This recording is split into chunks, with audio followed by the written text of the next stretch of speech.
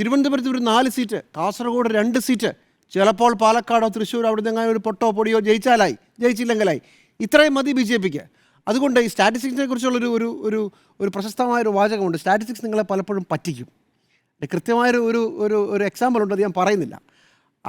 Statistics പറ്റിക്കും. ഇപ്പോൾ തിരുവനന്തപുരം കോർപ്പറേഷനിൽ ഏറ്റവും കൂടുതൽ വോട്ട് കിട്ടിയ പാർട്ടി ഏതാ? അത് LDF ആണ്, 1,75,000. രണ്ടാമത്തെ പാർട്ടി ഏതാ? അത് NDA, 1,60,000. പക്ഷെ ജയിച്ചതാരാ? BJP. അതുകൊണ്ട് കണക്കുകളിലും വോട്ട് ഷെയറിലും ഒന്നും കാര്യമില്ല, ടാക്റ്റിക്കൽ വോട്ടിങ്ങിലാണ് കാര്യം. BJP തിരുവനന്തപുരം കോർപ്പറേഷനിൽ അവിടെ ഏറ്റവും പ്രധാനപ്പെട്ട ഏരിയയിൽ കോൺസെൻട്രേറ്റ് ചെയ്താണ് മത്സരിച്ചത്. അതുകൊണ്ട് 1,00,000 CPM-നേക്കാളും LDF-നേക്കാളും ഏതാണ്ട് 15,000 വോട്ട് കുറവായിട്ട് പോലും തിരുവനന്തപുരം കോർപ്പറേഷൻ പിടിച്ചു.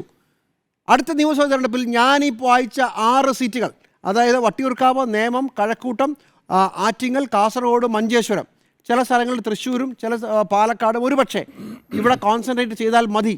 ഒരു 14-15% വോട്ടുള്ള BJPക്ക് ഈ സ്ഥലങ്ങളിൽ കോൺസെൻട്രേറ്റ് ചെയ്യുകയും മറ്റ് സ്ഥലങ്ങളിൽ ടാക്റ്റിക്കൽ വോട്ടിംഗ് നടത്തുകയും ചെയ്താൽ എന്താ പുളിക്കോ? ഞാൻ കാണുന്ന ഒരു സാധ്യത BJP ഇപ്പോഴേ ആലോചിച്ച് തുടങ്ങിയിട്ടുണ്ടാവും അതിലേക്കാണ്. കേരളം പിടിക്കാനല്ല, ജയിക്കാൻ എല്ലാ സാധ്യതയുമുണ്ടെന്ന് ഈ കഴിഞ്ഞ ലോക്സഭാ തെരഞ്ഞെടുപ്പും ഈ തദ്ദേശവും ചൂണ്ടിക്കാണിച്ചിരുന്ന സ്ഥലങ്ങളിൽ ഒന്നാഞ്ഞു പിടിച്ചാൽ അവർക്ക് അവരുടെ നിയമസഭാ ഫലം അവർക്ക് അനുകൂലമാക്കി മാറ്റാൻ കഴിയും.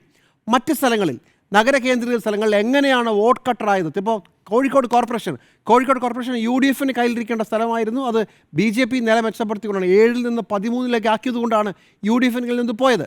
അങ്ങനെയുള്ള സ്ഥലങ്ങളിൽ ഞങ്ങൾക്ക് ഇത്രയും വോട്ടുണ്ട് എന്ന് പറഞ്ഞ് ആരോടായിരിക്കും ചർച്ചയ്ക്ക് പോകാൻ സാധ്യത? അത് ഞാൻ ഊഹങ്ങൾക്കും സാധ്യതകൾക്കും വിടുകയാണ്.